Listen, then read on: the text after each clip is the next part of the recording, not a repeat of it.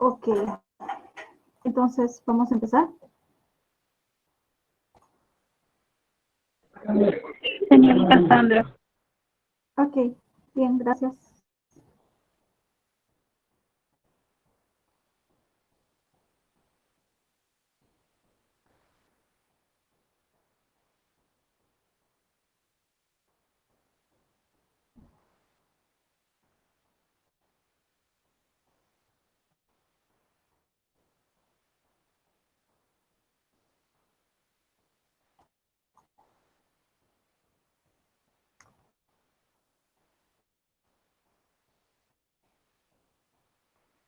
Un segundo, por favor. Estoy compartiendo.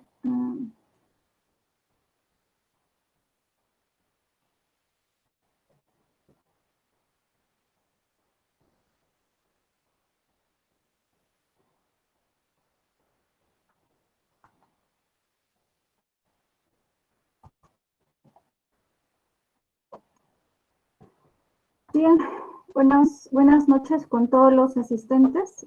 Agradezco una vez más a Políticamente y CICP, Asociación de Alumnos y activistas en temas de comunicación, no solo política, ciencia política en general, siendo esta rama transversal, ¿no?, a todas las ciencias sociales en general.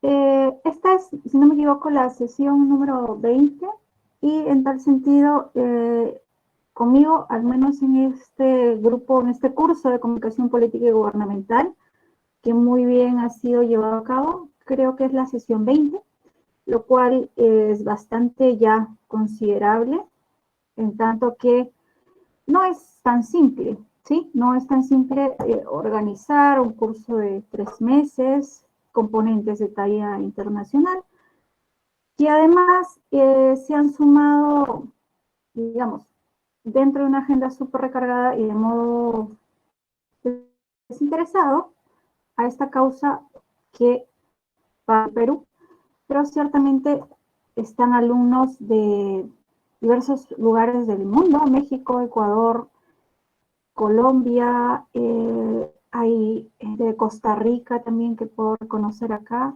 De igual modo tenemos a los amigos de Bolivia y, cómo no, mencionar a las regiones del país, Universidad Pedro pues, Gallo, esta gente de la UNAM Prima de la Facultad del Centro de la Escuela de Ciencia Política y Gobernabilidad, igualmente la Universidad Nacional de Trujillo, su centro federado. Esta gente de la Escuela de Ciencia Política también de la San Marcos y un gran bloque, y sobre todo el grupo organizador de Villarreal. Entonces, básicamente quiero empezar un tanto felicitando nuevamente y destacando esta loable labor en pro de la profesionalización no solo de la ciencia política, sino de las ciencias sociales en general. Dentro de estas, lógicamente, la comunicación política, que está todavía en un proceso aún, vamos a decir, lento en el Perú de su profesionalización. De hecho, cuando nosotros queremos emprender cualquier proyecto de comunicación política en el Perú, tenemos que apoyarnos, anclarnos de las escuelas de ciencia política, porque ciertamente las facultades de comunicación del Perú, y esto hay que, digamos, hacer también un mea culpa acá, todos, todavía no están entendiendo la importancia de la comunicación política como una rama puntual y específica que merece eh, maestrías, que merece especialización. Creo que la acción, ciertamente, la comunicación pura y dura, se ha quedado en la parte de la comunicación corporativa, en la parte del periodismo y la comunicación para el desarrollo, que mucho se ha avanzado en el país, pero en que la comunicación política aún parece que estamos como 30 años o 20 años de retraso respecto a otros países de la región. Entonces, hay que, digamos, ver este tema desde todas las miradas, ciencia política, facultades de comunicación y en realidad todas las ciencias sociales en general. Bien, yendo al punto, hoy día tenemos comunicación de políticas públicas, tan importante en estos tiempos donde las políticas públicas propiamente dichas no se dejan ver, es decir, no se sienten, no hay un peso ponderante en la gestión de gobierno de tanto lo ejecutivo como los gobiernos regionales, o sea, en otros países, tanto en su gobierno central como en sus alcaldías, sus dependencias, y bueno, cada país maneja diferente tipo de descentralización, por así llamarlo. Entonces, quiero empezar hablando, tomando una cita de un libro que además es parte de la bibliografía o en cierta medida la investigación que yo demando para lógicamente presentar artículos, libros y en muchas ocasiones hago referencia a lo que ya leí, o en otras leo partes del libro, ¿no? Porque ciertamente uno no puede abarcar todo, todos los libros que tengo en pendiente, pero no es posible. Hay un libro recientemente sacado por el BID, Banco Interamericano de Desarrollo, que es La política pública frente al COVID-19, recomendaciones para América Latina y el Caribe. No es un libro estrictamente de comunicación política, pero ciertamente para hablar de comunicación política y comunicación de gobierno, desde luego tenemos que entrar a la parte técnica de la política pública en sí. ¿Por qué? Porque básicamente, ¿cómo es que la comunicación se hace efectiva? Se hace efectiva a través de la difusión de las políticas públicas de gobierno. Pero si estas no existen, y esta es una pregunta, digamos, para poder intervenir todos y poder repensar y reflexionar, siendo que acá hay gente que trabaja en comunicación de gobierno, en gabinetes de gobierno, si la política pública es inexistente o no se ha concretado, entonces, ¿de qué comunicación podríamos hablar? No, es decir, la comunicación gubernamental y el mito de gobierno es sumo, ¿no? Entonces, en ese sentido, pienso que para comunicar efectivamente tenemos que tener una base sólida de política pública eficaz y eficiente. Entonces, si no existe esto, como no existe en este momento en la mayoría de países de Latinoamérica respecto al sacudón que nos ha dado la COVID, ¿cómo es que nosotros hacemos comunicación de crisis? En esta crisis, la redundancia, ¿no? Desde hace, vamos a decir, más de una década, todos los gobiernos de América Latina han ido perfeccionando y profesionalizando su comunicación de gobierno. Entonces, siguiendo un poco los pasos de la comunicación electoral o de esto que fue primogénito, que es el marketing político ya en los años 80, y luego se convirtió en lo que es sofisticado o darle mayor estilismo a lo que es comunicación electoral. No, pero en buena medida mucha gente lo entiende como marketing de gobierno y ya está, ¿no? Entonces, siguiendo un poco las estrategias, los pasos o la técnica o la expertise que tenía la parte electoral de campaña, que es cortoplacista, puntual, y por supuesto no menos importante, porque si no llega, sin llegar al poder, ¿cómo es que hablamos de comunicación de gobierno? O sea, primero paso 1 y luego paso 2. Pero siguiendo esto es que los gobiernos empiezan a sofisticar un tanto sus estrategias de comunicación de gobierno, pero lo hacen en primera instancia de forma errada. ¿Por qué digo de forma errada? Porque lo que ha seguido de la comunicación electoral y una vez que llegan al trono, al poder y ponen el pie en el gobierno, es la misma estrategia de campaña en la parte de comunicación. Sí, porque toda estrategia electoral, estrategia de campaña, tiene un acápite muy sólido de la parte de comunicación. No, estamos hablando de campaña. Lo que ha seguido es que se ha arrastrado al gobierno la parte electoral de la promesa de la política pública. Es decir, voy a construir 80 hospitales y voy a hacer 17 colegios en cada región, y un poco esa parte, digamos, verborreica, esa parte de promesa, esa parte de campaña, ha seguido siendo difundida por lo menos en el primer año de gobierno. ¿Y por qué digo el primero? Porque si ustedes se ponen a analizar, es entre el primer y el segundo año que los gobiernos empiezan a nadar en una crisis constante. ¿Por qué? Porque primero llega, bueno, entras al poder y hay una suerte de luna de miel que sigue conectando con ese engagement, ese público votante que confía en ti, y bueno, aún, digamos, a los 2, 3 meses no te va a sentenciar. O sea, está esperando que cumplas de alguna forma las promesas y no te va a dar para ello 4 meses. Entonces, en ese sentido, espera un tanto el público votante para que empieces a ejecutar lo que ofreciste, más allá de los problemas que tengas. Porque ciertamente pueden existir crisis. Bueno, nadie imaginó esto, digamos, este contexto pandémico, pero la gente al final de todo, dentro de este mapa mental, dentro de estos ideales, dentro de estas expectativas, estos sueños, estas frustraciones, los propios arquetipos que maneja como sociedad, no espera más que soluciones, sea aquella peste negra, sea que cólera, epidemia de cólera, sea que haya pandemia. Lo que la gente al final espera es que tú ejecutes esos ofrecimientos en política pública, concreta y real, y que además sea de uso y beneficio explícito del ciudadano. Entonces, en ese sentido, ¿qué ha pasado con la pandemia? Que es de una forma muy complicado cumplir aquello que se dijo, porque en ese proceso de querer cumplir, pues, digamos, irrumpió lo que es la pandemia.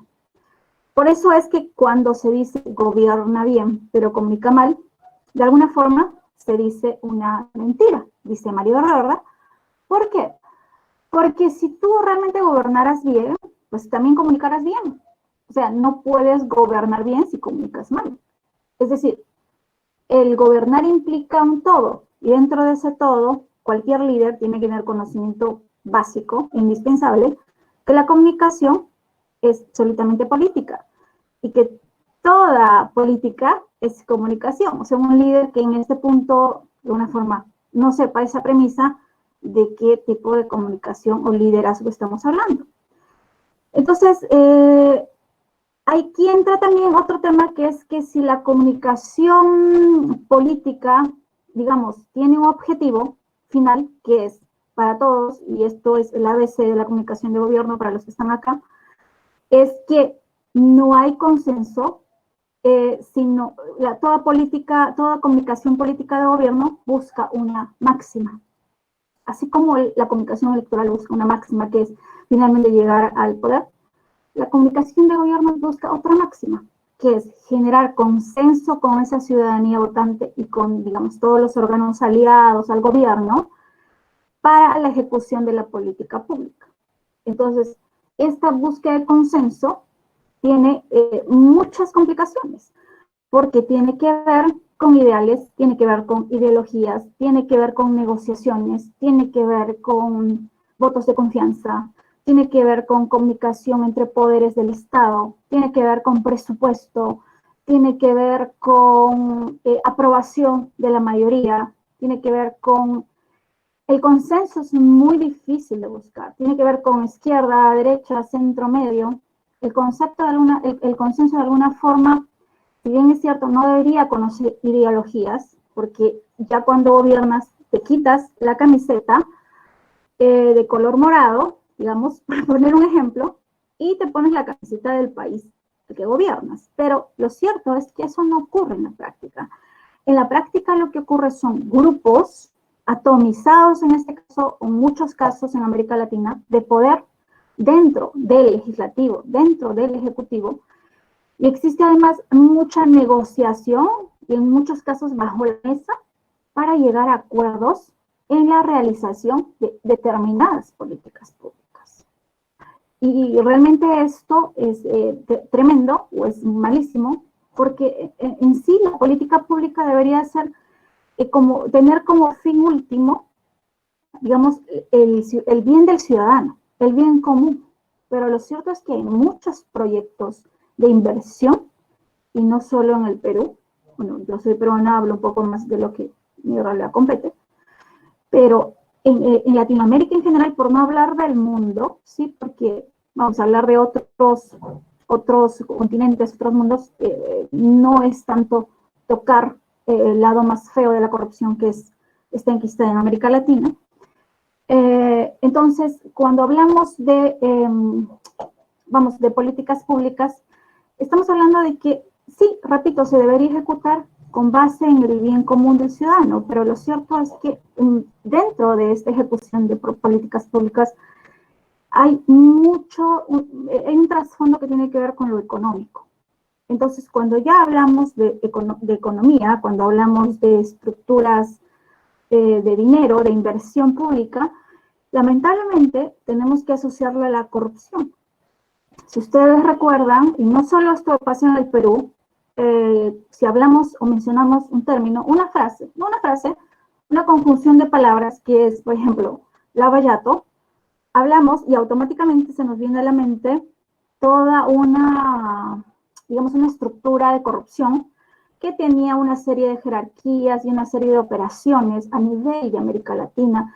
Y no solo América Latina, también tuvo que ver con África y en algunos casos operaciones en Europa. ¿No?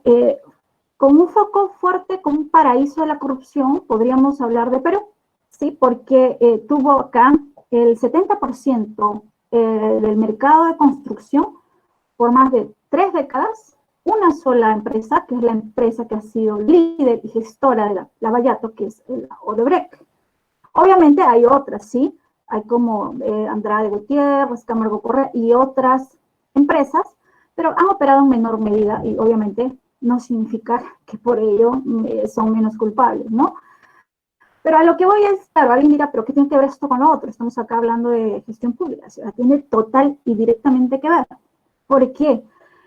Porque los proyectos, en gran medida, que tenía que hacer el grupo de la construcción, liderado por Odebrecht, no solo en el Perú, estoy hablando de varios países que tienen que ver con Colombia, Chile en menor medida, mucho Bolivia, Ecuador, misma Argentina, o sea, ha estado diseminado en toda América Latina, o Brasil, obviamente.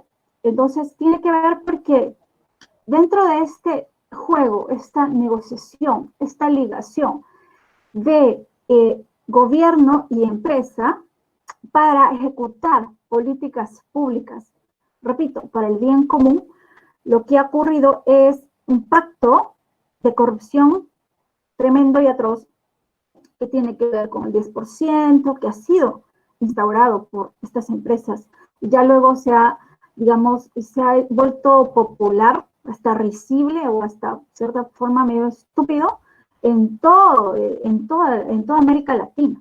Y se ha, digamos, estas formas de operar corruptamente la ejecución de la política pública se ha contaminado hasta en los aparatos más chiquitos, o sea, en los órganos adscritos, en los distritos, en las alcaldías más pequeñas de toda América Latina, con foco en el Perú. Entonces, sí, allí es que la política pública del gobierno es que se torna corrupta. Entonces, cuando se torna corrupta, la comunicación gubernamental se hace sumamente compleja de ejecutar. Y entonces entra en un debate y una reflexión y hasta cierto punto vamos a decir, digamos, un entrampamiento en el propio profesional de la comunicación que sabiendo que el gobierno al que, digamos, trabaja, no tiene prácticas honestas en la ejecución de sus políticas, porque ciertamente estas empresas tenían que ver, por ejemplo, en el Perú, con la mayoría, por no decir el 80-90% de la ejecución de los hospitales que se tenían que realizar hacía 5 o 10 años. Odebrecht acaba de parar sus operaciones no ni 5 años. En realidad, en algunos casos están liquidando proyectos aún y operan en el Perú de forma mínima en este cierre de proyectos, ¿no? O al menos en la parte de demandar al Estado legalmente. Es decir, no estamos liberados y tampoco hemos ganado ninguna batalla, porque ellos también tienen un staff muy sofisticado legalmente hablando. Entonces, es allí que yo quería entrar por ese lado, porque, claro, podía yo venir a hablar simplemente de la comunicación gubernamental, la política pública, pero, digamos, me parecía que no era aterrizar. A mí siempre, los que me han escuchado, bueno, hablamos sobre hechos concretos, es decir, los problemas que realmente tenemos para comunicar desde nuestras oficinas, desde nuestras jefaturas. desde nuestros clientes, ¿no? Porque, claro, es bien fácil decir acá que, claro, y puedo simplemente hacer la teoría de la comunicación gubernamental y las políticas públicas, sin decir que un poco lo que introduje, que es un poco la continuación sofisticada de lo que era la comunicación electoral, pero de esta manera no funciona. Entonces, el error más grande de los gobiernos ha sido un poco seguir con estas promesas que al final termina el gobierno, no han podido cumplir ni la cuarta parte de lo dicho, no se ejecuta lo que denominan los autores el mito de gobierno, digamos, que no es sumo tampoco, sino es la concreción, es, digamos, la ejecución como tal de estos ofrecimientos, de estas políticas, de estos deseos que se ha ido posicionando en la mente del electorado y que llegado al gobierno se vuelven una ejecución, como por decir, voy a ser pongo cualquier ejemplo, que un presidente diga, voy a ser el presidente más reconocido a nivel de la historia del Perú por la educación. No, digamos, ese es lo que el relato, sí, el relato de la narrativa que se quiere convertir en el mito. Y para esto, lógicamente, va a tener que pasar por una serie de búsqueda de consenso y por una serie de ejecución, propiamente dicho, de estas obras concretas, ¿sí? O sea, ladrillo y cemento y todo lo que esto implica. Pero lo cierto es que en pandemia lo que ha ocurrido es que, bueno, no hay política pública, no había antes de la pandemia, y la pandemia simplemente ha demostrado en estos países, digamos, subdesarrollados, en los que estamos, es que no existía una estrategia de ejecución de las políticas públicas ofrecidas antes de la pandemia, mucho menos durante. Y lo que hablan los gobiernos, no solo el Perú, es de que hay un plan súper ambicioso de mega millones para trabajar lo que este tsunami va a dejar, ¿no? O sea, temas de educación, modernizar, tecnologizar la educación, ampliar los sistemas de salud, salud universal, empleo para todos. Es decir, surgen nuevas promesas de campaña en tiempos de gobierno y pandemia.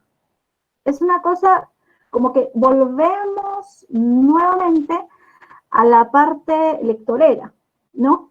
¿Quién va a ejecutar esto? Realmente los gobiernos, la mayoría están de salida, hay elecciones en la mayoría de países el próximo año, o una buena cuenta de países, y los que quedan les quedan 2, 3 años. Es decir, estos proyectos que en realidad son a largo plazo, los termina ejecutando otro gobierno que viene con otra idea, con otro chip, con otra mentalidad, y al final la comunicación sigue siendo un poco, sí, lógicamente aliada del gobierno, pero sí en esta conflictividad de que no encuentra, no termina siendo o no termina aterrizando en el punto final, porque el gobierno mismo, los líderes y el poder mismo no lo permite, porque no terminan de ejecutar, porque son malos, porque son confusos, porque son corruptos. Entonces, he allí también el debate ético que tiene el profesional, el consultor de la comunicación de gobierno, que poco se toca, es que hasta qué punto uno puede ser eficaz y eficiente en la forma como comunica algo que no existe, ¿no?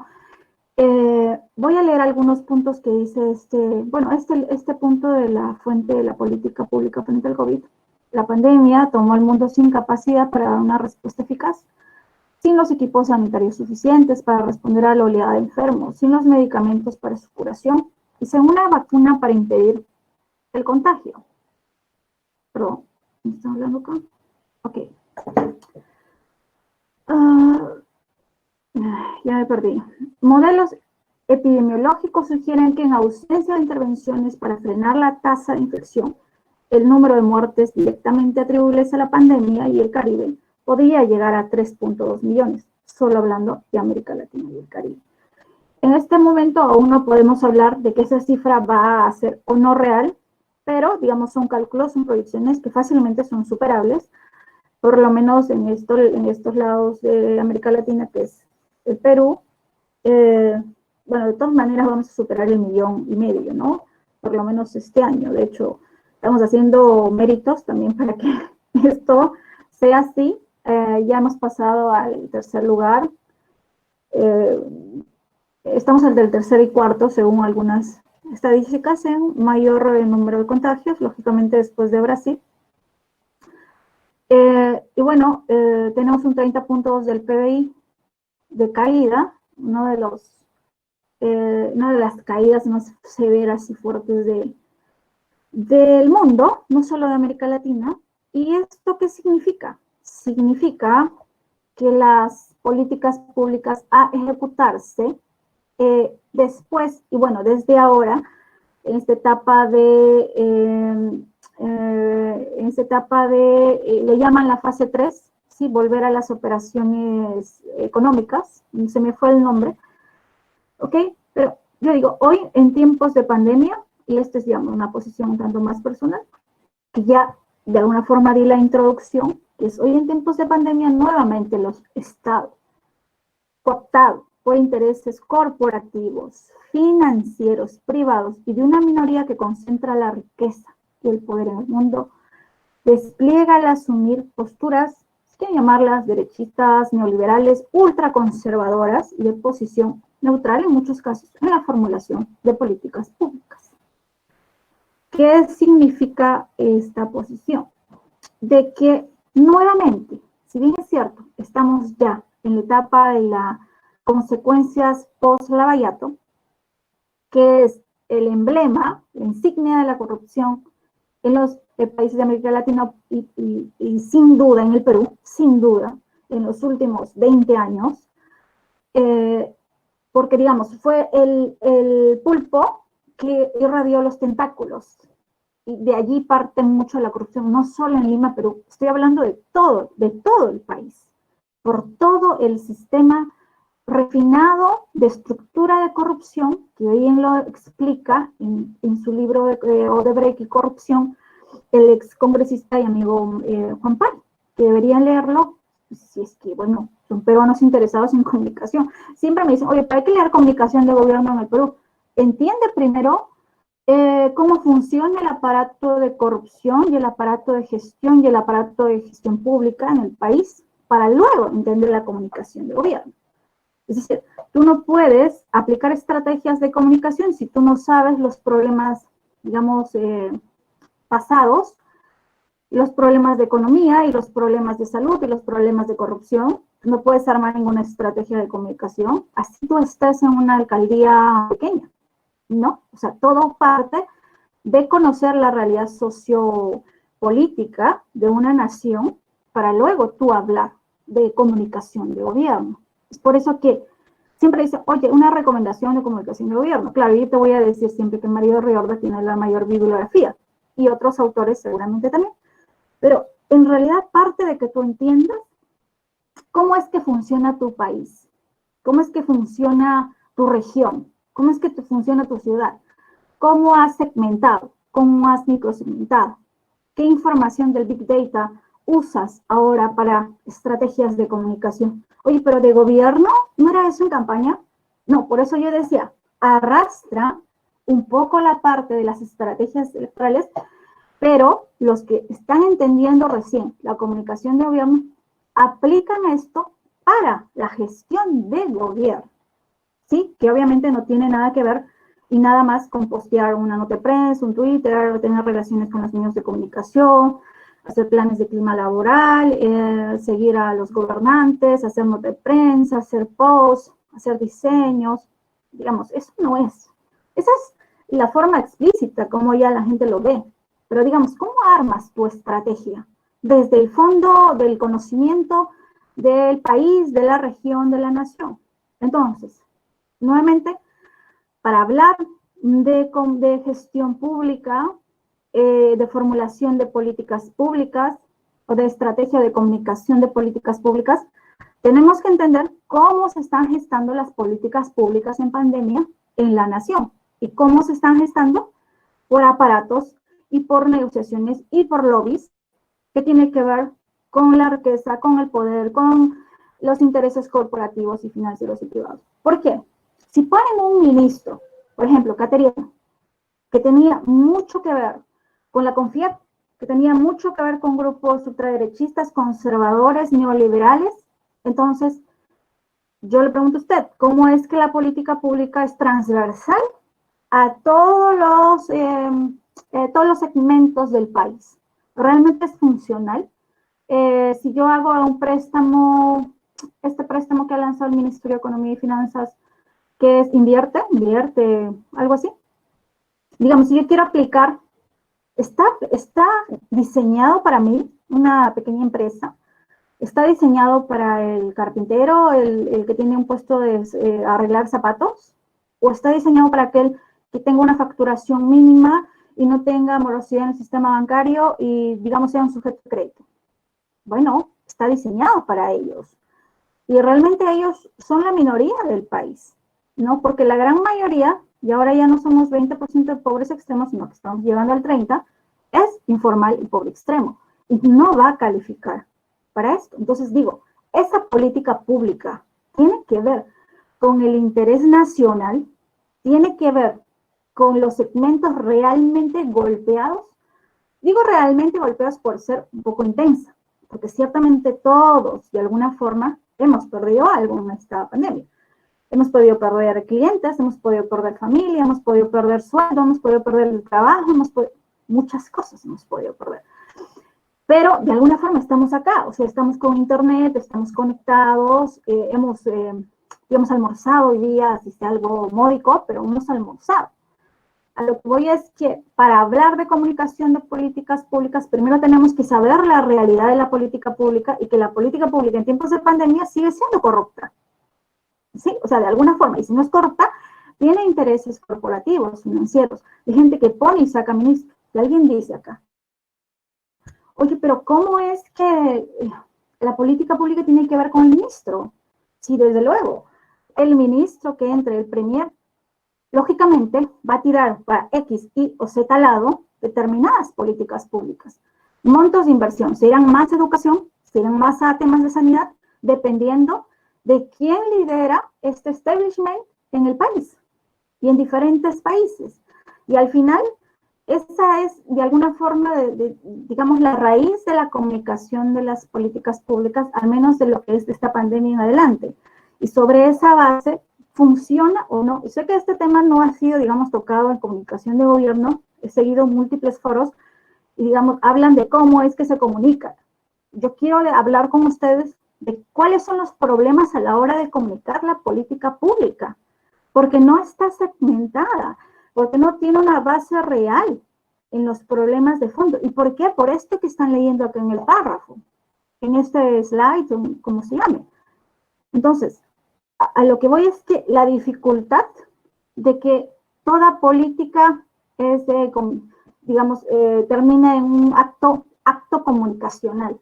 Sí, en la práctica y la teoría, sí, pero no toda comunicación al final será efectiva porque esa política pública no lo es, no convence, no llega al más necesitado. Entonces la comunicación no vende humo, ya eso lo sabemos todos, y como no vende humo, lógicamente no podemos tampoco hablar de una comunicación eficaz y eficiente. Este es el gran reto de los consultores, de los comunes de gobierno. Cómo es que en la región, digamos, más complicada o más mediocre, donde no hay ni política pública, ni plan estratégico para salir de la crisis, puede ser Arequipa, puede ser Ancash, que hoy día ha salido con diversos actos de nepotismo desde la gerencia general, o hablemos de Apurímac y el robo de ambulancias del gobierno regional, o toda la red de corrupción de toda la familia Lantarón, ¿no? En Apurímac. O sea, ¿cómo es que hacemos la comunicación de gobierno y política pública allí? Es el reto. Ahora, un consultor, amigo chileno, decía, oye, pero, decía en un foro, pero eso es nuestro trabajo. O sea, ya que no, ese no es el problema de ellos. A nosotros no nos contratan para ver cómo hacemos que esa política pública, mal o bien hecha, llegue al ciudadano y venda la idea. Yo digo, y voy más allá, particularmente yo no puedo trabajar más con temas que son solamente forma y no tienen fondo. Yo ya, pues, digamos, me he tenido no sé si el gusto, pero de no asumir trabajos donde no hay que comunicar, más que pantalla, ¿no? Entonces allí, digamos, entra también un poco la ética del comunicador en ver hasta qué punto eso que se dice, eso existe o va a existir. Bien, no podemos hablar, y esto ya lo adelanté, yo tengo esa mala costumbre, adelanto toda la exposición y ya después vienen los slides con lo que he dicho. No podemos hablar de políticas públicas que protejan el 100% de las personas porque no se reconocería la realidad de más de la mitad de la población mundial, minorías de la otra edad, grupos étnicos, personas pobres, desempleadas, informales, bueno, grupos étnicos en Perú, una buena cantidad, y no contactados ni hablar. ¿Qué políticas públicas hace el Ministerio de Cultura para ellos? Entre marzo y mayo se dijo que tenían 4 ejes de políticas públicas enfocadas en los grupos étnicos. ¿Se sabe algo de ello? ¿La ejecución, la práctica está funcionando? ¿Está empezando a andar aquello? No, hay cero. Efectos de la pandemia, de alguna forma esto lo dije también, crisis sanitaria, crisis económica, crisis laboral. Como un denominador, 3 ejes vulnerables, comunes, a la mayoría de países de Latinoamérica. Probablemente en algunos países, bueno, el tercer punto obviamente es consecuencia del primero, ¿no? Del segundo, perdón. Y el segundo y tercero consecuencia del primero, digamos, sin salud no hay nada, ¿no? Entonces en ese punto, acá nos dice María Herrera, gran parte de los consensos, yo ya les hablé de los consensos y la importancia que tiene que ver con la gestión pública y la política ejecución como tal, tienen que ver con la descalificación de la adversalidad. ¿A qué se refiere con esta descalificación de la adversalidad? Al final les voy a recomendar bibliografía que tiene que ver con esta frase, esta cita. Y en realidad, bueno, esto lo dijo si no me equivoco, en la Universidad Católica acá de Lima, porque es un extracto de un libro, de una entrevista, o de una ponencia que tuvo María Herrera. Y a mí me gusta mucho esta frase, porque es cierto, tiene que ver con la descalificación de la adversidad, pero yo le había sumado que tiene que ver también con estos grupos y tejidos de poder, tiene que ver con la corrupción, de la que ya he hablado, digamos, no necesariamente lo total, pero tiene que ver con esta descalificación de la adversalidad. ¿Qué se refiere? Grupos ideologizados, posiciones, partidos con sus propias consignas, al no dar votos de confianza, al no dar el visto bueno a las políticas públicas propiamente dichas como emprendimiento del Ejecutivo, lo que estás haciendo es de alguna forma solamente demostrar esa adversabilidad, esa animadversión, esa cierta enemistad política, y no estás pensando en el bien común del que también les hablé, sino que estás pensando como de forma muy yoísta a nivel político. Cuando un partido de izquierda en el Perú dice no a todo, no a esto, no al otro, no a la misma, no. Es eso, es descalificar al adversario político ideologizado. Sí, es decir, prima más la consigna que tengas que ver con tu premisa de medio ambiente, muchas veces doble moralista, porque al final terminan recibiendo, congresistas terminan recibiendo dinero de las mineras, ¿no? Congresistas de izquierda. Y bueno, entonces hay un tonto, corrupción, doble moral, ideologías, intereses de partidos, de políticos. Pero y alguien me dice, oye, pero que si en el Congreso no se maneja dinero. Sí, pero se maneja votos. Y al final el voto es dinero. O sea, hay casos de congresistas que siguen siendo investigados por roces con la pesquera, por roces con la minera, por roces con la Odebrecht. Entonces, sí. Y bueno, ¿y qué tiene que ver el voto con la política pública? Todo. Es decir, grandes proyectos como Olmos, como Alto Piura, como el del proyecto del gas transversal a nivel de todo el país, tienen que ver con temas legales y tienen que ver con mucho tiene que ver con la votación de proyectos legislativos. Entonces, por todo lado se tejen estos aparatos de corrupción que al final entorpecen, manchan lo que realmente debería ser la política pública. Y por ende, la comunicación. Es decir, es una cadena de daños que al final quieren además que la comunicación lo repare. O sea, quieren que una comunique eficazmente y al final dicen, oye, usted como gestión no supo comunicar adecuadamente los proyectos de mi gobierno. Sí, ya me he topado con gente así. Oye, pero si los proyectos de tu gobierno están salpicados de barro, o sea, están cuestionados. Es un poco complicado, es muy complicado esto en la gestión de gobierno. Y claro, no solo es, repito, la comunicación de gobierno a veces está vista como, oye, pero está más fácil, o sea, ya llegaste al poder. Y se le escuchó a un consultor peruano, obviamente no voy a decir el nombre, pero cuando yo le invité alguna vez hace 2 años a hacer un recorrido por el sur del país para hablar de comunicación de gobierno, me dijo, no, pero es que tenemos que enfocarnos solo en el tema electoral. Ya, pero el tema electoral, sí, porque ahí está la estrategia, ahí está, digamos, la carne de la comunicación política, ahí está el extracto, ahí se aplica investigación, estrategia táctica operativa, aire, tierra, etcétera, etcétera. Llegaste al poder ya, sí, ya está logrado. La comunicación de gobierno, bueno, al final, ¿sabes qué? Me dijo claramente esto, no puedo olvidar, porque además no hay reelección. O sea, miren hasta dónde puede ser la limitación de X consultores, ¿no? O sea, ahí va el mea culpa. Yo estaba pensando hoy día de que en realidad la comunicación de gobierno y las estrategias como tal deberían ser lógicamente abordadas desde la parte electoral. ¿Por qué? Porque los presidentes, los gobernantes, los alcaldes, que el estratega de campaña lleva al gobierno, puede ser un verdadero monstruo. Entonces, si realmente esa persona no tiene una base sólida de plan de gobierno, ¿cómo es que nosotros somos cómplices de llevar, digamos, la basofia al gobierno? Y finalmente, eso, ellos son, de alguna forma, no de alguna, casi de forma entera, quienes están decidiendo en este momento de pandemia digamos, el destino, nuestro destino.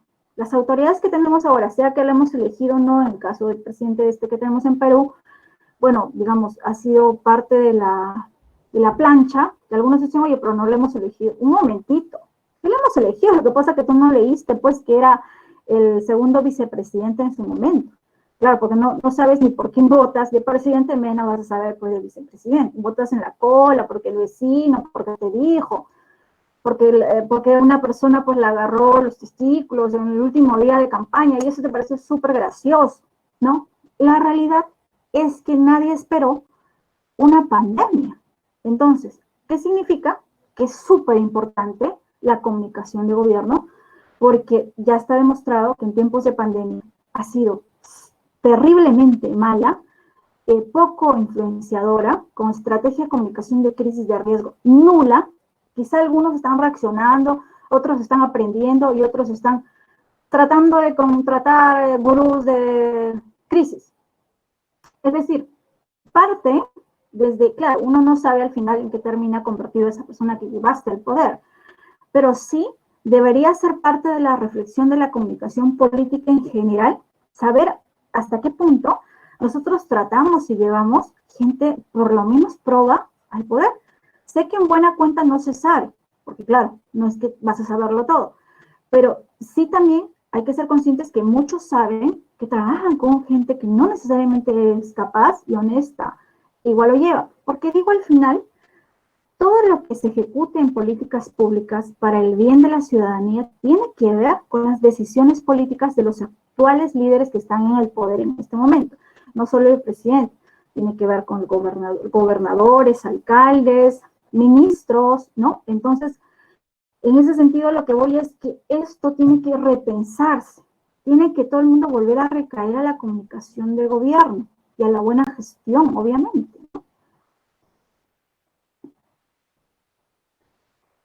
La falta de estrategias de comunicación, de políticas públicas, no solo es por la pandemia. O sea, la falta, y esto un poco ya lo dije también, la falta de comunicación dentro del gobierno, la falta de estrategias, tiene que ver, claro, no solo con pandemia, porque ya estaba mal. Ya se le dio 2 soles a la comunicación de gobierno antes. Porque en muchos casos, porque piensan que, bueno, ya llegaste al poder, en la mayoría de los casos ya saqueaste, en la mayoría de los casos pues ya cobraste las comisiones. En la mayoría de casos, pues, piensas que la comunicación lo va a arreglar y una buena campaña súper en mi último año de gestión y una buena memoria institucional y llenar las audiencias públicas. Bueno, esto me arregla digamos, lo que dije que iba a hacer y nunca lo hice.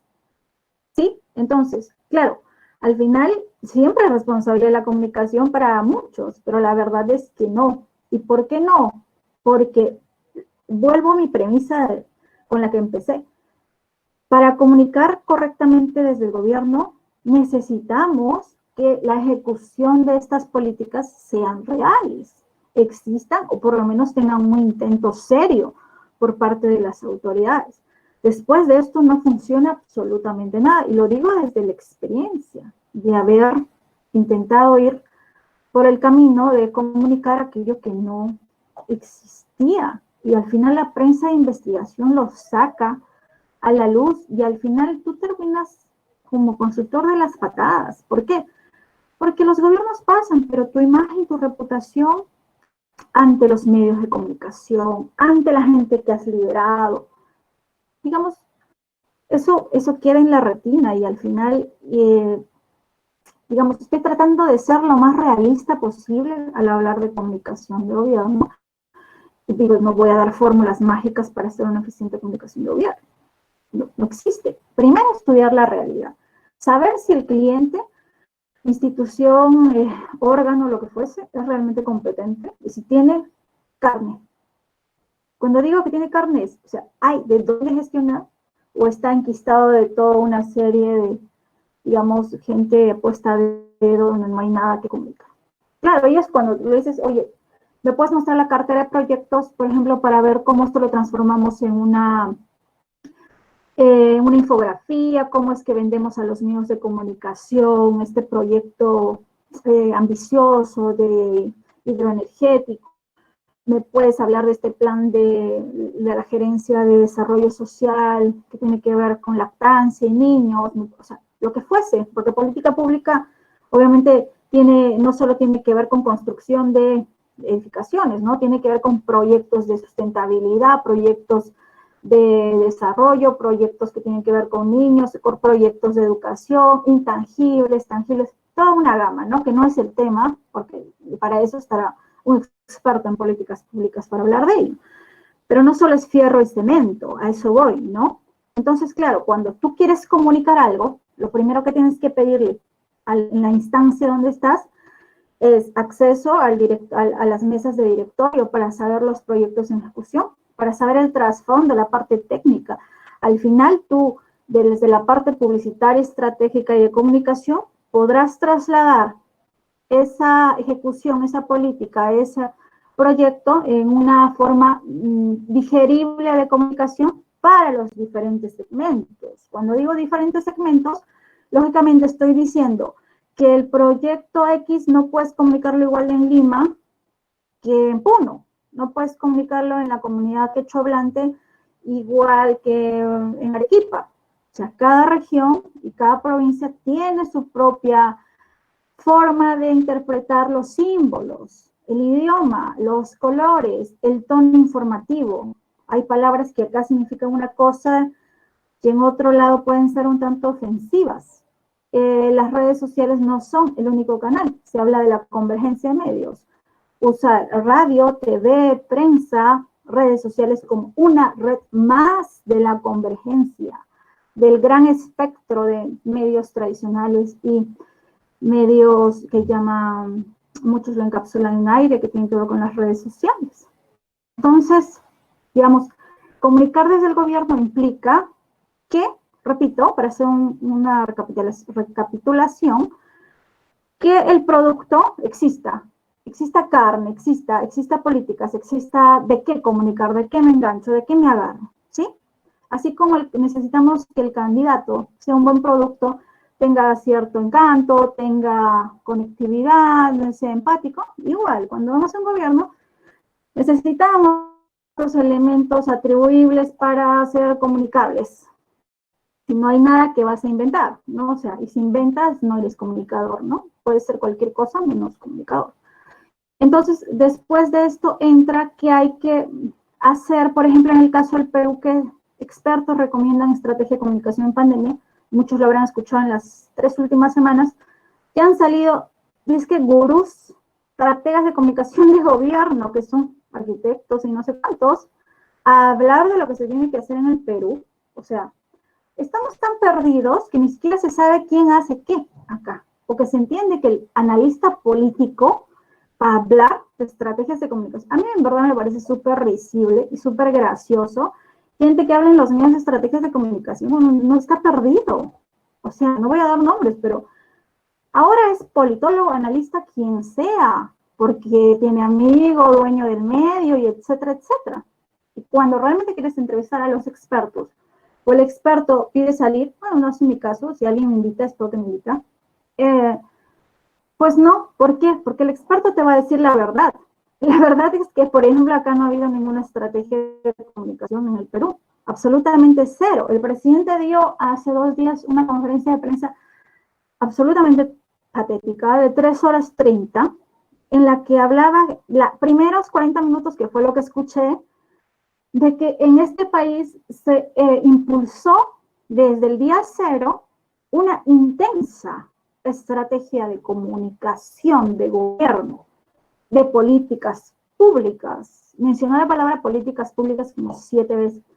Eso es absolutamente una falacia. Lo voy a decir porque la estrategia de comunicación tiene que ver con un mix agresivo en todos los segmentos y a través de todos los medios de comunicación tradicionales y digitales, y tiene que ver con segmentación, microsegmentación, públicos, tiene que ver con mensajes y máximas publicitarias que te irradien por todos los medios, que te bombardeen de una forma que se codifique, forme códigos en tu mapa mental.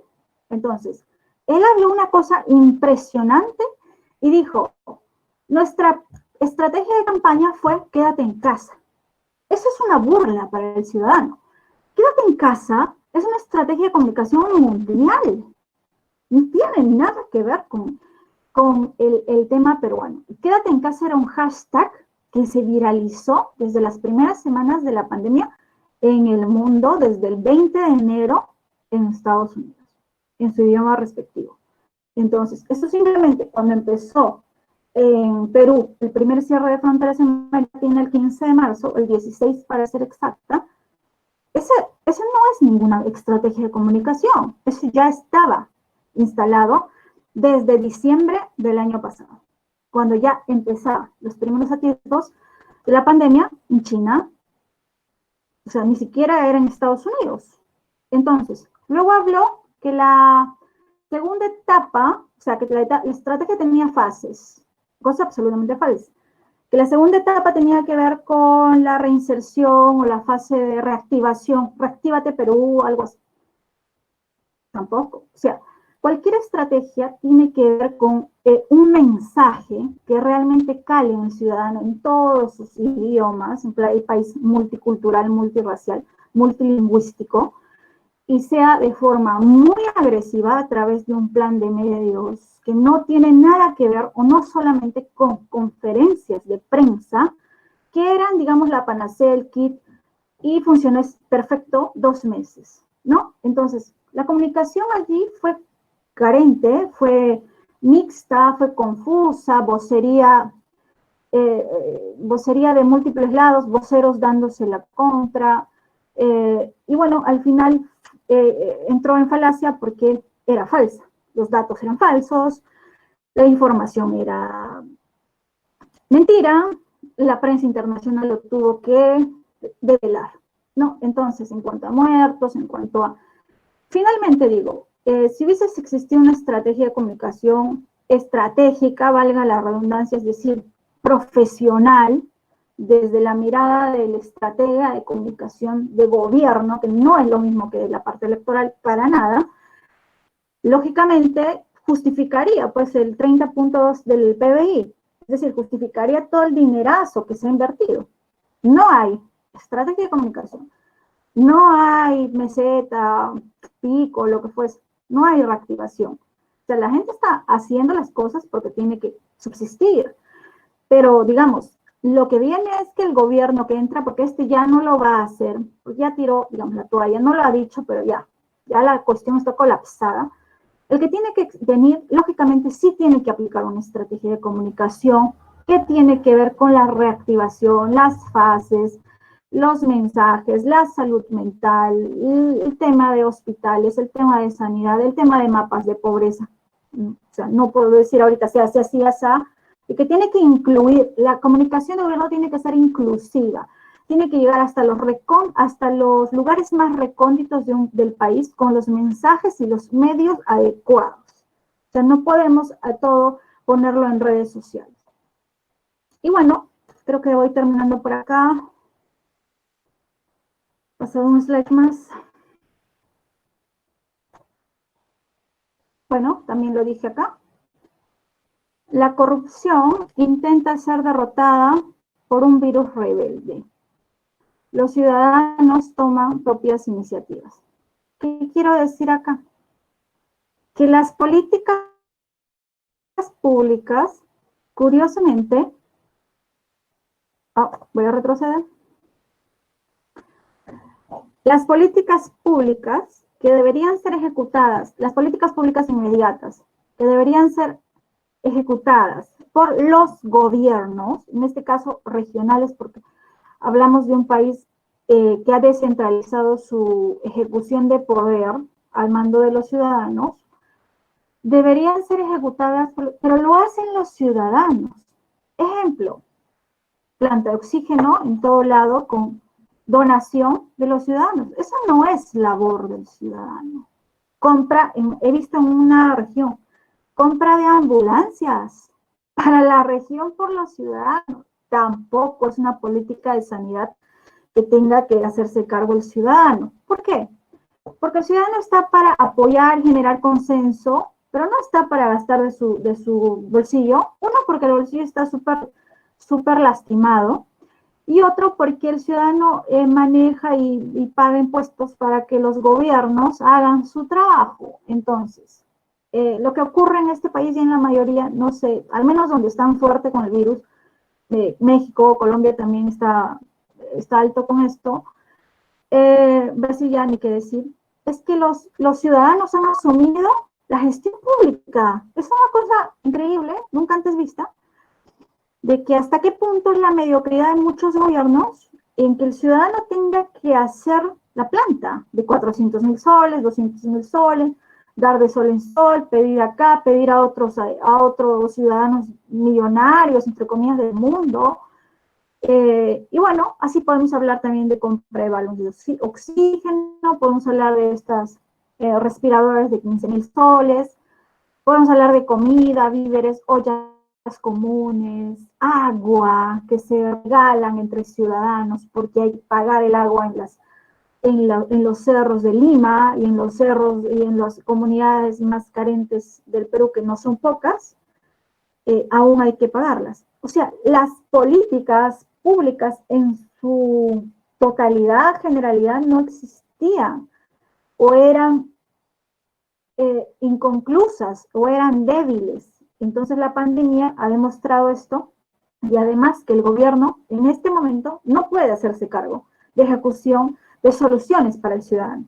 Es allí que el ciudadano toma por iniciativa propia. Dice Mario Riorro en un artículo denominado Los mitos de gobierno, una visión desde la comunicación gubernamental. Muchas acciones de políticas públicas son meros hechos de comunicación gubernamental. Por ejemplo, las campañas públicas o de bien público, las políticas de prevención en su conjunto. Se dice que son meros hechos de comunicación gubernamental.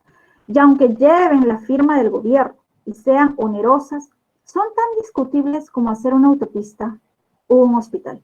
A lo que va es que, claro, muchas acciones tangibles o al menos dichas por gobiernos, simplemente son mensajes de comunicación, son fotografías, son titulares, no necesariamente son reales, ¿no? Entonces allí yo menciono hasta qué punto, o sea, una campaña de bien público, una campaña pública de prevención en su conjunto, son reales, son sustentables. Entonces, claro, ahí él habla de que esto es discutible.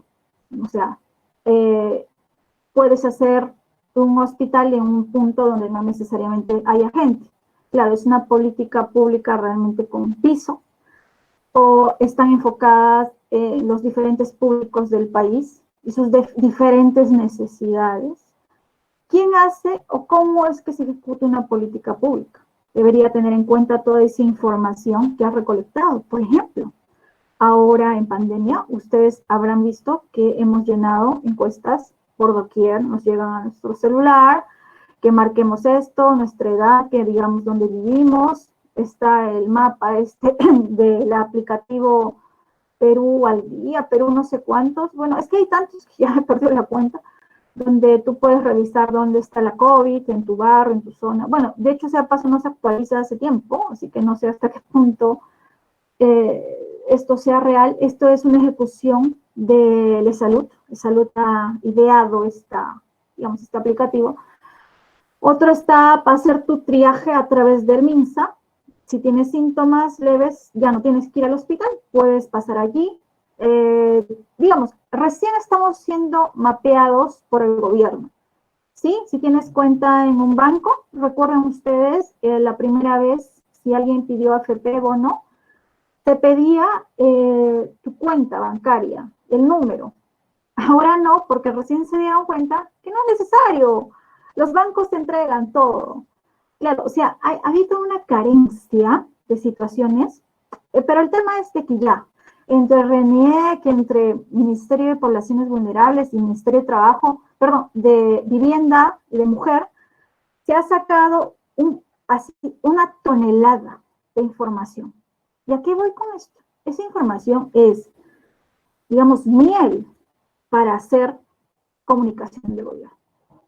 Alguien dijo, sí, así la vamos a armar. El presidente mencionó de ahí parte de la estrategia, porque la comunicación de gobierno también parte de conocer los diferentes públicos de la región, del país, sus necesidades, a ver a dónde apunto mi mensaje, cómo, cuánto, dónde. Entonces, esa información yo creo que está ahí durmiendo en algún lado, y bueno, más allá de los mapas de pobreza y saber qué peruano tiene cuenta el Banco de la Nación, qué peruano tiene el BCP, no pasa. Porque si fuese así, pues si hubiese llevado el dinero a los ancianos, no hubieran hecho cola, si se hubiera sabido dónde viven, por lo menos, a los más pobres del Perú. Entonces sí tiene que ver la data, sí tiene que ver los políticos en sí, sus capacidades, sí tiene que ver las acciones políticas con la buena comunicación de gobierno. Políticas públicas no son populismo. Si alguien creyó que esto es política pública ejecutada, esto es falso. Canastas entregadas para la foto de la alcaldesa Nina de San Juan de Miraflores, ya me cansé de ver, se lo dije ahí en los comentarios a Nina, me ha dicho que son los trabajos que ella hace y que, o sea, todas las fotos de Nina, no sé por qué no la he puesto acá, pero quiero decirle nuevamente, todas las fotos de la señora Nina están enfocadas en ella. Es una cosa, pero alguien entre siquiera ahorita. Páginas de Municipalidad de San Juan de Miraflores. Es una cosa alucinante de que las 8 fotos ella o está repartiendo algo, o está dándose abrazo con alguien del codo, ahora la salud del codo, o está repartiendo y regando el agua en un asentamiento y entregando agua. O es una cosa, o sea, hiper yoísmo tremendo, y eso no tiene nada que ver con la política, ni lo que el Fredemo hace, donde no hay distanciamiento, ni lo que esta señora de la ONPF, que ahora dice que presidenciable, candidata del Congreso, no, perdón, congresista, no me acuerdo el nombre, entregando turrones, pandemia, ni lo que el alcalde hace. Lo más cercano a política pública el alcalde puede ser gestionar el albergue o la plaza de Hacho para convertirla en un albergue de ancianos. ¿Por qué? Porque así estás aplicando el beneficio digamos, a un segmento de pobres desamparados que no tenían hogares. Eso, pero eso es chamba, ¿no? O sea, eso demanda negociación, demanda pelearse con los tauristas y demanda una serie de cosas. Esto no tiene nada que ver con política pública, ¿sí? Para que la gente lo sepa. Y muestro estas fotos de Perú porque sé que están en toda América Latina. Bueno, en la mayoría de países, ese tipo de fotos. Otra cosa que dice Mario Rorro en este artículo, que no es un libro, es un artículo, dice: la publicidad gubernamental en este propósito se constituye como un método a través del cual un gobierno democrático intenta hacer explícitos sus propósitos u orientaciones a un amplio número de personas para obtener apoyo, consenso en el desarrollo de sus políticas públicas. Redes sociales, y con esto termino, y políticas públicas, en mi opinión, sí, pero tienen que ser de ida y vuelta. ¿Qué quiero decir con ida y vuelta? Cuando anteriormente ustedes podían escribirle aunque sea 50 pedidos en tweets a un gobierno, a una entidad de gobierno, la verdad que no te iban a responder. Ya con suerte, bueno, si ya eras tan fregado y ya etiquetabas a actores sociales, por allí que te contactaban en inbox, ¿no? O te decían, dame tu número, o te escribí un mensaje interno. Ahora, en pandemia, es que ustedes entrarán al Twitter, sobre todo el Twitter, porque el Twitter genera inmediatez, ¿no? A diferencia del Facebook. Entonces, en el Twitter lo que hay es muchos mensajes, no solo en el Perú, en México, en diferentes lados, sobre todo donde está fuerte, o donde ha estado fuerte la pandemia, donde hay gente que pide una cama, hay gente que pide oxígeno, o hay gente que pide, pues, no sé, dinero, ¿sí? Porque no tienen que comer. Y etiqueta al ministerio, o hay gente mujeres que han sido golpeadas por estar encerrados con su psicópata, agresor, etcétera, ¿no? Y piden auxilio. También hay mucho machismo, hay gente que no cree, bueno, pero eso es tema aparte que daría para otra ponencia. Pero a lo que voy es que por primera vez el gobierno, la comunicación del gobierno a través de las redes sociales está respondiendo activamente, desde las ministras como Sacieta, desde cualquier ministro, está respondiendo por fin en tiempo real a las... Ay, me perdí, es que he visto un WhatsApp. Está respondiendo al pedido de urgencia del ciudadano. Antes era, bueno, necesito tal cosa. Llame al número tal o entre a la web y registre sus datos. Oye, pero entonces, ¿para qué me pides escribir acá? O sea, todos los canales deben resolver los pedidos. Si escribe WhatsApp, no le vas a decir, entra al formulario de la página web.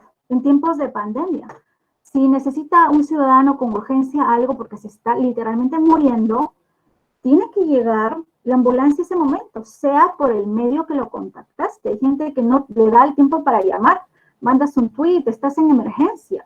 O sea, la comunicación de gobierno tiene que ser funcional y siempre debe preguntarse en qué le sirve al ciudadano. Ese canal de comunicación no está de adorno, está para solucionar los problemas del ciudadano. La comunicación de gobierno no puede ser de lunes a viernes porque el sábado y domingo no trabajan los funcionarios públicos. Tienen que turnarse, tienen que trabajar de madrugada. La comunicación de gobierno es 360. En pandemia es súper 360. Ok, de 8 a 8 trabaja tal, de tal, tal. Se cuidan los mensajes, ida y vuelta. Me escriben, resuelvo. Llamo al gerente. Soluciono, gestión, acción. La comunicación de gobierno es acción. Y redes sociales solo por convergencia, porque es un medio más y este foro no va a llegar a la mujer del distrito, de la provincia de Aymaraes, de Apurímac. ¿Por qué? Porque ellos están con la radio en la mañana, en la tarde, en la noche, en la radio local y de repente la radio nacional. ¿Por esos canales de comunicación hiciste tu comunicación, tu estrategia? No. ¿Cuál es tu estrategia? Redes sociales. Mala, no sirve, mal. Sirve para el 15-20% de la ciudadanía. Hashtag, quédate en casa. ¿Lo hiciste en quechua, en aymara? No, no sirve. No sirve para este país. Tiene que escuchar activamente al ciudadano, tiene que leer, saber el tono, saber la encrispación del ciudadano en ese momento, ¿sí? Entonces, para hacer una comunicación de gobierno estratégica, tienes que abrir las puertas, escuchar las quejas, no cerrarte y no dejarte asesorar por un gurú y cerrar todas tus puertas, no escuchar al ciudadano. Y entonces me cometes la torpeza que ha cometido este gobierno. Algunas lecturas, Democracia en 3 actos, un libro de académicos peruanos. Lo voy a poner en un drive o se lo voy a pasar a Luigi para que les comparta. Algunos los tengo en físico, en digital, otros no. La construcción del consenso, importantísimo para hablar de políticas públicas. Comunicación gubernamental en acción, los 2 primeros de Riordan. Este último del BIT, política pública, este sí lo tengo. La ciudadanía y lo político. Mis redes, en Facebook estoy como Sandra Guerra, tengo fanpage, cuenta. Si no acepto a alguien, que ya no tengo más amigos, voy a hacer un filtro para que podamos ser amigos con ustedes. Twitter, Guerra Sandra _ Instagram, Guerra Sandra _ pueden seguirme. También la consultora, que soy CEO, Guerra y Poder, www.guerrapoder.com, en Facebook como Guerra y Comercial Poder. Es una con un logo rojo y negro, porque hay una estafadora que ha puesto hace un año mi nombre de consultora. Les pido denuncien. No está operativa hace un año, pero era una página piurana que se creó para mapear campaña. No sé por qué habrían copiado este logo. Bueno, hay gente ociosa realmente, no tiene ni tiempo para falsificar logos, entonces agarra y copia algo que pueda haber funcionado bien. Quedo atenta a sus preguntas y ha sido un placer nuevamente contar con su gentil atención. Muchas gracias. Señorita Sandra, muchas gracias. Para las personas que quieran hacer las preguntas, por favor, pueden escribir en el chat diciendo que quieren hacer una pregunta, para que sea algo más ordenado y no todos prendan No sé si el ya le micrófono puede a mi vez. compartir. Sí, ya dejó de compartir. Perfecto. Gracias. Mientras tanto, voy diciendo las preguntas que ya estaban.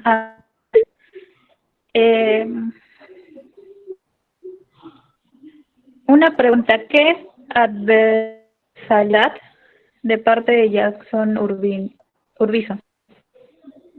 ¿Me podría repetir qué es? ¿Qué es adversidad? Ok.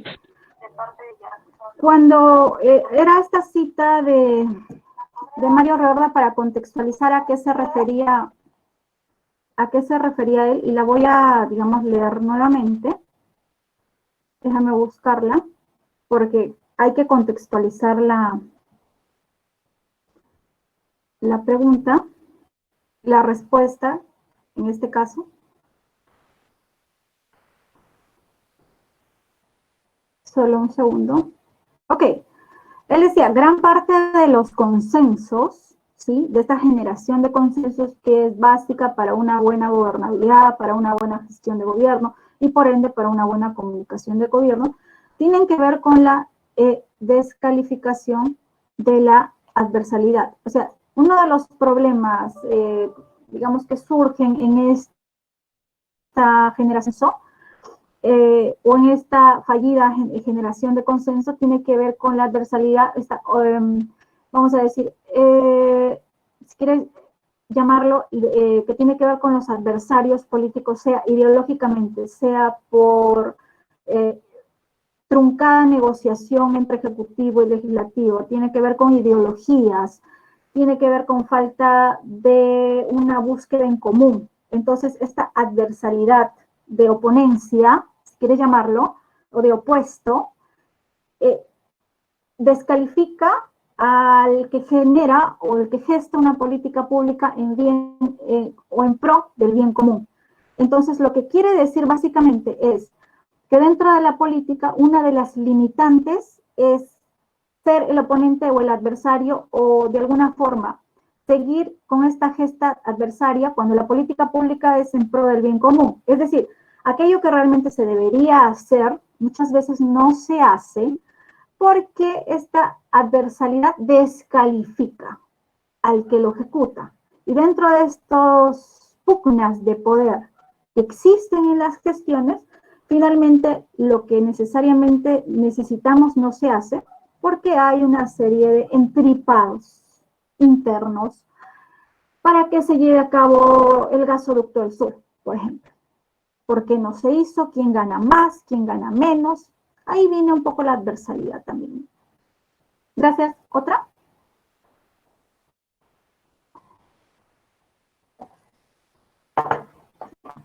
¿Alguna otra cuestionamiento? ¿Pregunta? Sí. De parte de la señorita Yesenia Casanova Rojas, las millonadas se han visto presupuestadas para la propaganda del gobierno, entonces, ¿a qué se aplicó? No sé si podrías, por favor, repetirme. Las millonadas.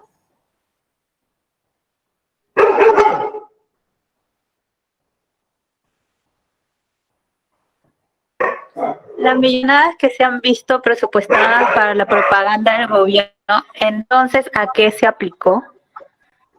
Se aplicó a una mala estrategia que tenía que ver de repente con frases que ya estaban pregrabadas en el imaginario colectivo, que tiene que ver incluso, si quieren, con arquetipos propios, entendimientos de imágenes mundiales que tienen que ver con el tapabocas, que tiene que ver con el quédate en casa, ¿no?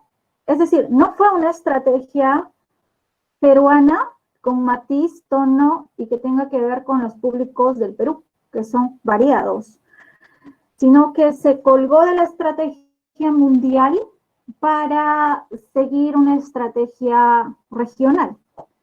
Pero yo no sé, no he tenido la oportunidad de ver la inversión publicitaria estatal en los medios de comunicación, pero entiendo que hubo denuncias al inicio de salud cuando quiso sacar reclames con enfermeras hablando bien de salud, que ahora somos una nueva cara, y fue truncado porque el pago era millonario y el mensaje no era el ciudadano, era salud estamos cambiando, salud somos mejores.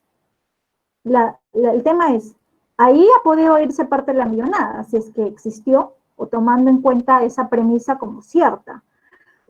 Pero esa estrategia no funciona, porque eso es trabajar para la imagen de la institución, que estaba venida menos hace años. Todos vemos de salud.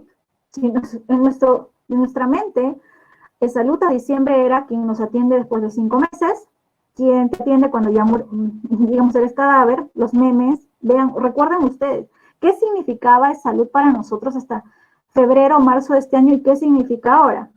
Ha trabajado parcialmente su imagen, probablemente para algunos la líder a cargo haya hecho un buen gestionamiento, o probablemente esta publicidad haya calado en algunos, pero ciertamente no es sostenible en el tiempo, porque, repito, la comunicación de gobierno siempre debe estar enfocada en qué beneficia al ciudadano. No que me digas que ahora trabajas mejor porque, no sé, usan productos de última generación, o porque ahora somos mejores. Y salían enfermeras hablando de salud. Esa no es la comunicación de gobierno, esa es publicidad propagandística. Y acá no tiene nada que ver con las enfermeras, que saludo y el excelente rol y trabajo que hacen, al igual que los médicos. Simplemente han sido actores, digamos, que ya trabajan allí y quién se va a negar si te dan una orden, ¿no? Así como también había un temor de médicos y enfermeras a hablar mal de su directora porque eran despedidos. Y a raíz de que se quejaron un montón, recién ya frenó la situación. Pero ese es un mal ejemplo de donde se fue a parar el dinero. Y en todo caso, cuando Martín Vizcarra habla de que una eficiente estrategia de comunicación, no habla tampoco de la inversión. Pero personalmente no creo que haya habido mucha inversión allí, porque no ha habido una estrategia como tal, o no hemos visto mensajes recurrentes. Las millonadas, en todo caso, se han ido. En los 700 alcaldes que están siendo investigados por corrupción en pandemia, Las millonadas, en todo caso, se han ido en las regiones que se han pelado las ambulancias para pandemia y en la corrupción y en políticas públicas que no tienen ni pies ni cabeza. O de repente en los bonos que han sido un salvavidas de urgencia, pero no es sustentable en el tiempo porque ya, o sea, va a haber un punto en que ya no hay más bonos y le ha tocado a un porcentaje chiquito. Bueno, no sé ustedes, para que no recibieron ningún bono, ¿no?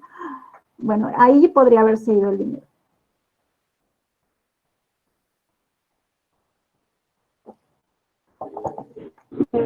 Hay otra pregunta que creo que es parecida a la anterior. Es de parte de Kevin. Buenas noches. ¿Cómo evalúas la campaña de comunicación del gobierno de Martín Vizcarra, el virus no mató? Hubo algunas críticas con el enfoque de los videos con concientización difundidos. Eran muy fríos, duros.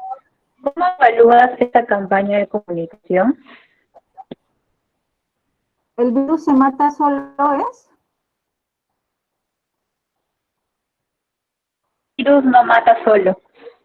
Pero la campaña que hubo de el presidente Vizcarra, que han salido imágenes y videos sobre desarmando en la calle y de ahí aparece una persona o la abuela de una de las personas que habían tomado en UCI. Entonces, ¿cómo evalúas esa campaña de comunicación? Bueno, un completo fracaso. ¿Por qué? Porque para empezar una campaña desde un gobierno debe llegar a una gran mayoría y debe ser clara. Si ya tenemos nosotros confusión, si muchos de ustedes de repente no sabían, no tuvo el impacto ni la llegada necesaria. Además, no siempre las analogías de que porque si te vas a tomar, bueno, digamos, contraes el virus porque no es que llega del aire, sino que tú lo buscas, digamos, como estrategia o una opinión particular desde, digamos, desde la comunicación gubernamental, para mí no funciona estas comparaciones. ¿Por qué? Porque puedes estar estigmatizando ciertos segmentos de la población y tiene mucho que ver con lo ocurrido de repente en Los Olivos, ¿sí? Que hay gente y que hay grupos, que hay personas súper irresponsables que llevan prácticamente el virus a casa porque simplemente no respetan las mínimas normas de la nueva convivencia.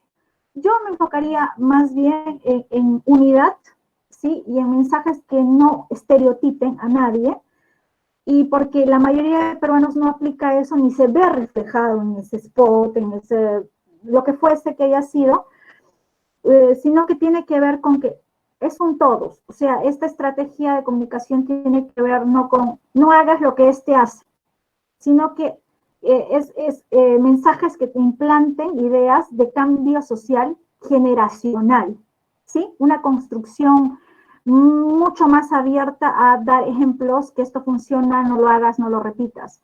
O decir, o usar palabras bélicas, o el enemigo acéfalo, cuídate del enemigo, digamos, no necesariamente funcionan, pero no digo que lo mío sirva y lo que han hecho no, pero particularmente como una estrategia que esto llegue a toda la ciudadanía, no, porque yo creo que esa estrategia tiene que ver más con lo que él siempre menciona en su gobierno, que no sé si a ustedes les pasa, pero generalmente siempre termina indicando o dando a entender que la responsabilidad es toda nuestra.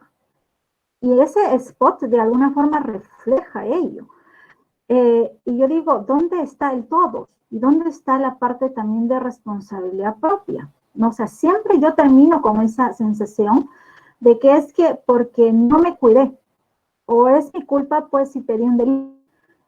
Yo creo que esto va mucho más allá de eso. O sea, ¿y qué pasa con aquel que se cuidó y no encontró cama? Sí. Es decir, pienso que es, incluso la publicidad debería ser mucho más realista sobre nuestra situación, que es que realmente como gobierno tampoco tenemos el control y en todo caso esa es la situación y sobre esa base armar las estrategias de comunicación. No puedes decir que porque simplemente haces un acto, ya pues es culpa. Así que tú no imites eso porque eso no funciona y te vas a fregar. No, o sea, esa es mi opinión y es una cosa particular. Creo que con lo que ya respondió también la pregunta de la señorita Mariana Gallegos, que justo es ¿cuál serían las recomendaciones que se le puede dar al gobierno actual del Perú? Ok, de alguna forma lo había respondido, pero lo voy a volver a mencionar. Solo dame un segundo que quiero compartir esto en mi, no lo había compartido en mis cuentas. Solo un breve segundo.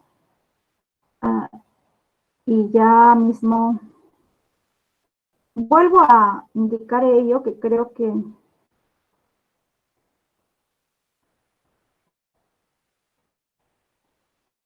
solo 20 segundos.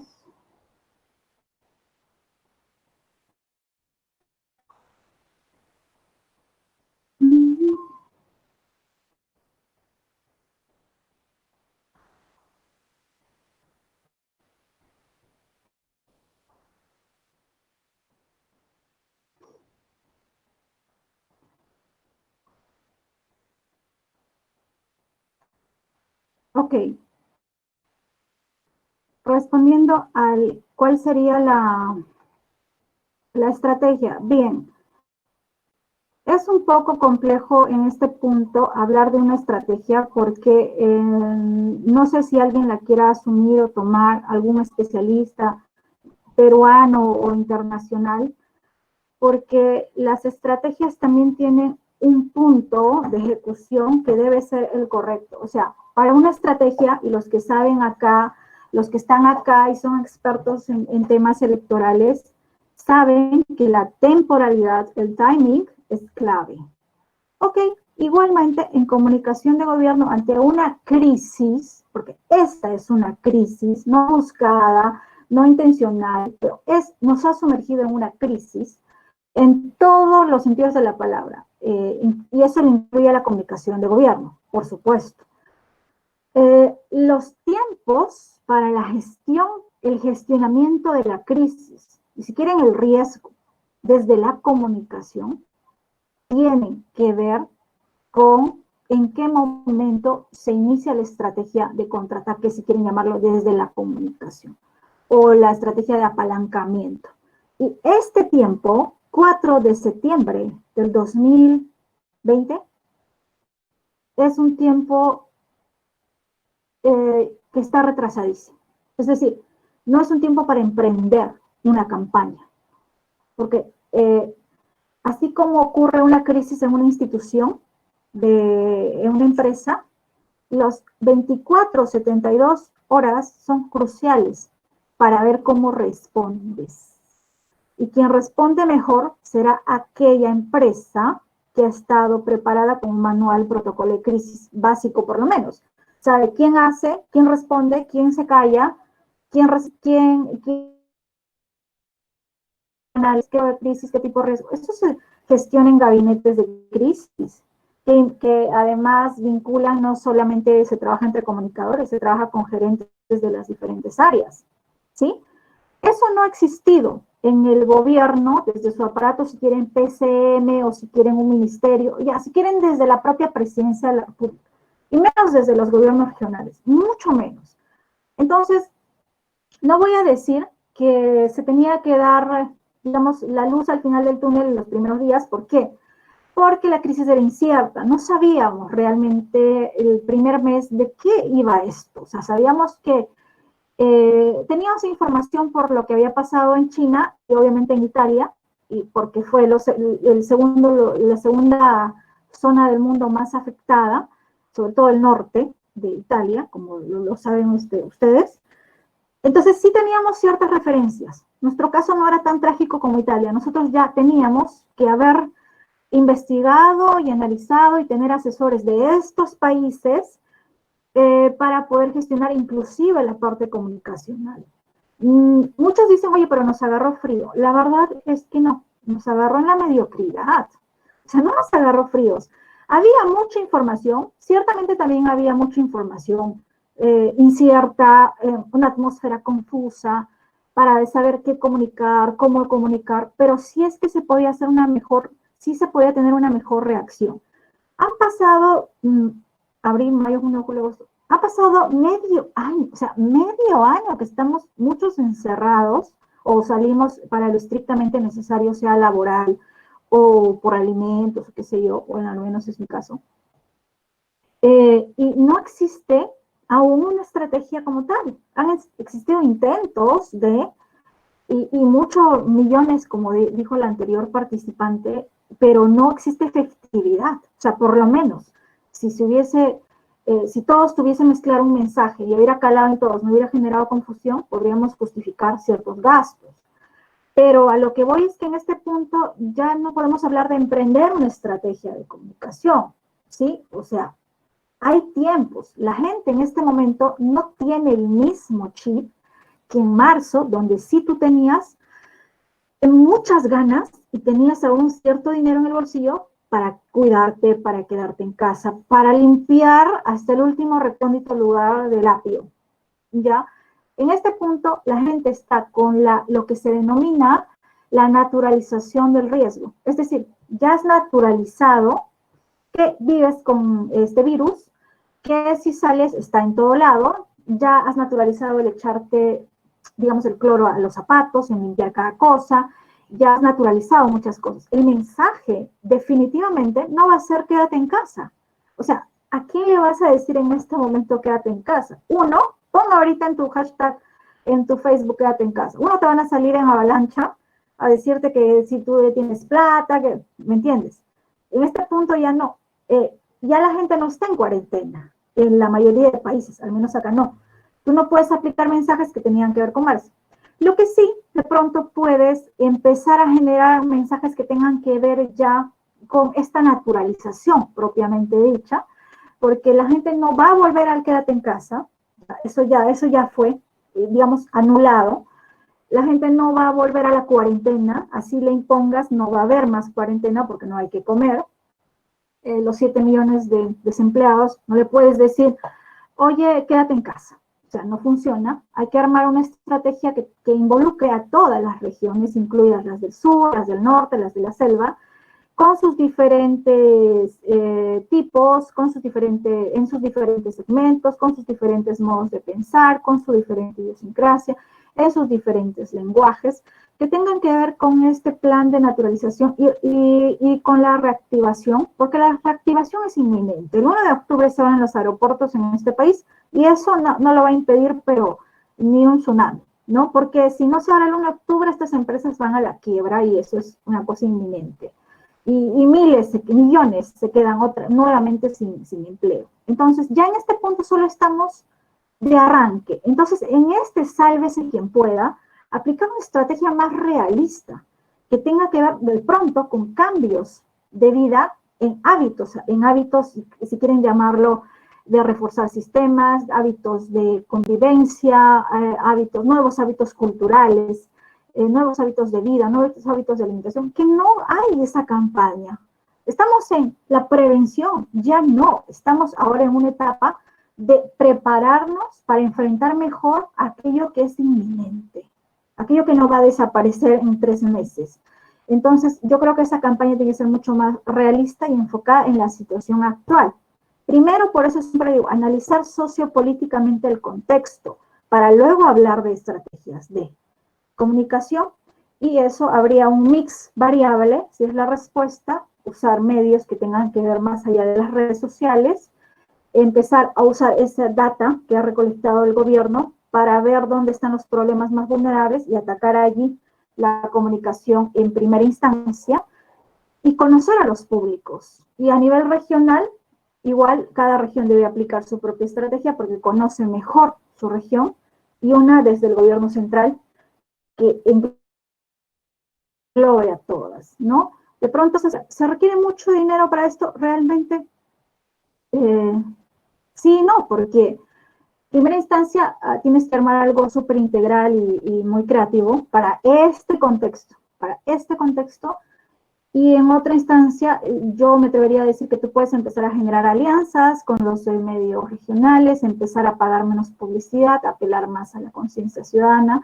Los medios regionales están apoyando, pero si no tienen enlatados, no tienen insumos, pues ellos publican lo que quieran publicar. lo que piensen ellos. O sea, no hay máximas. Estas son las máximas de gobierno para el mes de septiembre a octubre, ya, y todo en esa consigna. Pero cada uno está haciendo lo que puede, realmente. Entonces no podemos hablar de una estrategia como tal. Eso sería. Y complicada la respuesta, pero por allí creo que va la situación.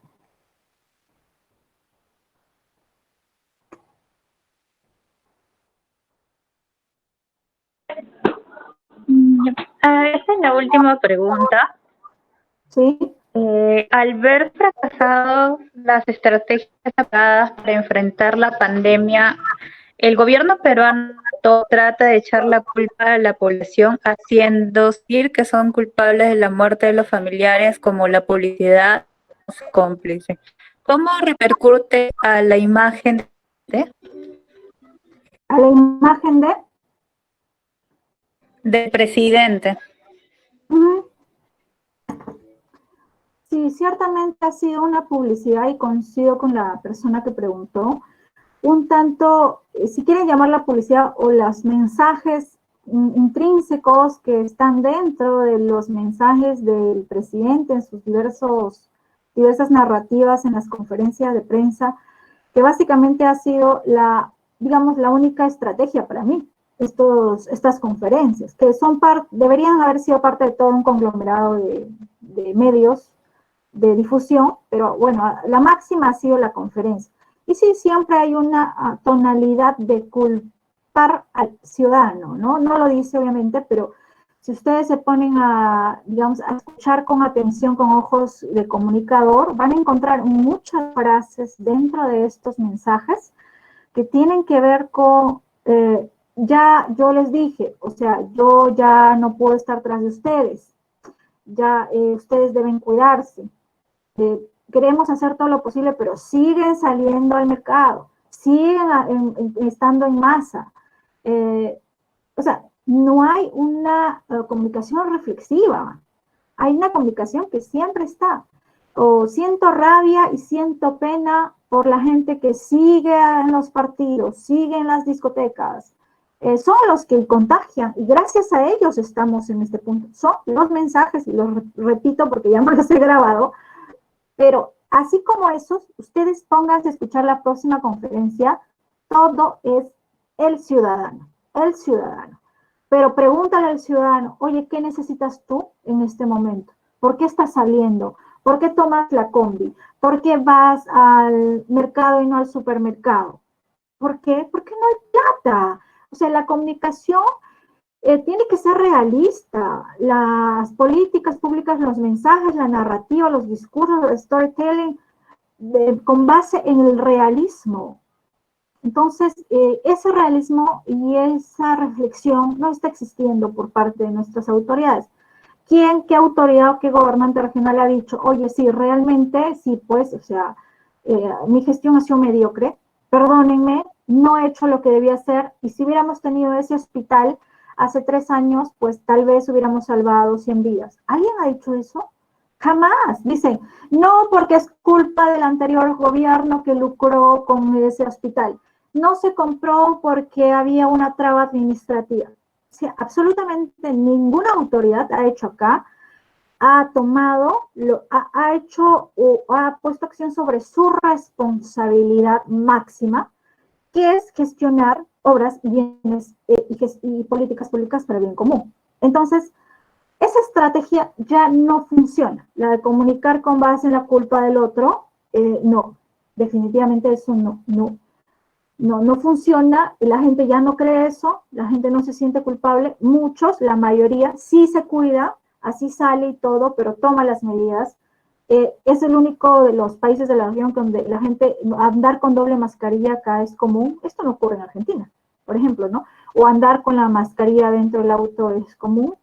Rociar por todo lado el alcohol. Es decir, la gente, no es cierto, en mi opinión, que la gente no se cuide. Pero la gente obviamente igual hace sus actividades porque no hay otra opción. O sea, no es una cuestión de que salgo porque me da la gana. Pero no es tan cierto que la mayoría, el 90% de este país no se cuide.